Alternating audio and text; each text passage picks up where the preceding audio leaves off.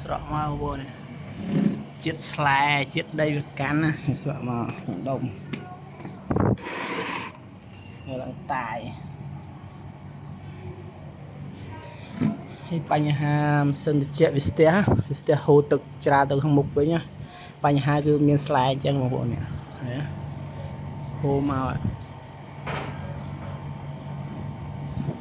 មកសិតទៅស្លែអូមកដុំនេះបងប្អូនដឹងតែធ្វើមិនអត់បានយើងឲ្យវាហូរស្លែហូរអីមកអញ្ចឹងបងប្អូនចង់ចេះចង់ដឹងមកចង់ដឹងពីវិធីមកដុំបងប្អូនគេមកដុំអូមកទៀតចឹងមានវិធីវាបងប្អូនមានវិធីចាំទស្សនាវីដេអូនេះហើយចាំខ្ញុំប្រាប់វិធីធ្វើម៉ាស៊ីនត្រជាក់ស្ទះវាហៀទឹកនៅខាងមុខខាងក្នុងម៉ាស៊ីនត្រជាក់ដែលវាភាយចំហាយយើងត្រជាក់ខាងក្នុងណាវាហៀទឹកបាទហៀទឹកអញ្ចឹងយើងធ្វើឲ្យវាបាត់ហៀ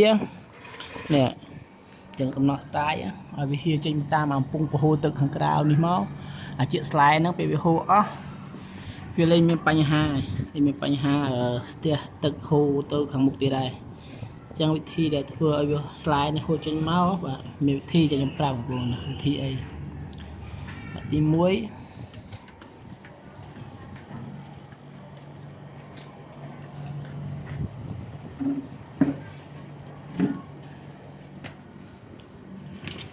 យើងដោះស៊ីយ៉ូនេះដោះស៊ីយ៉ូពងពហិយវាចេញមកបាទតបមកយើងប្រើខ្យល់ឲ្យអស់ចេញពីសួតរបស់យើង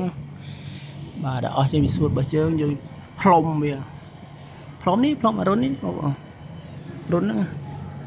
ផ្លុំទៅហឹងភូតផ្លុំទៅហឹងទៅបើស្ទុះវាខ្ជាក់ចេញស្លែអស់ហ្នឹងមកបងប្អូន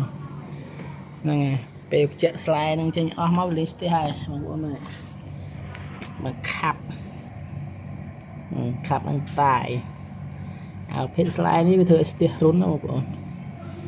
ហ្នឹងឥឡូវខ្ញុំផ្លុំមកម្ដងហើយទៀតផ្លុំវាម្ដងទៀតដាក់មកទៅហើមទៀតឲ្យវាចេញមកអស់បាទចាំបងប្អូនបើសិនមានម៉ាស៊ីនត្រជាក់ស្ទះទឹកចឹងធ្វើតាមធីខ្ញុំធានាថាដឹងតែបាត់ហើយបាន 100% មិនបាច់ហៅជាងហៅអីមកទេហ្នឹងហើយនាំអស់លុយធ្វើតែខ្លួនឯងទៅធ្វើតាមខ្ញុំទៅដឹងតែកើតហើយបងប្អូនផ្លុំម្ដងទៀតសិនឲ្យវាកាន់តែខ្ជាក់ចេញមកកាន់តែច្រើនបាទ